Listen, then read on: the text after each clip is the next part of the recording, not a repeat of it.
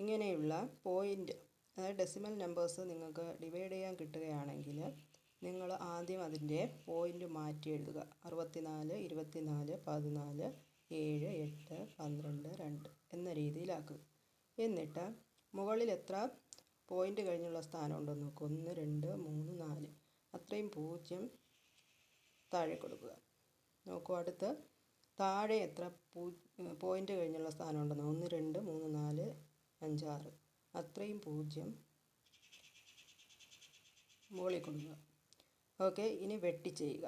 2 കൊണ്ട് 14 7 പ്രാവശ്യം, 12 24 2 പ്രാവശ്യം. നോക്കി, ഇനി എന്തെങ്കിലും വെട്ടി ചെയ്യാൻ പറ്റുമോ? 7ഉം 7ഉം പോവും. ബാക്കി 8 × 2 × 100. That means 8 × 2 16 × 100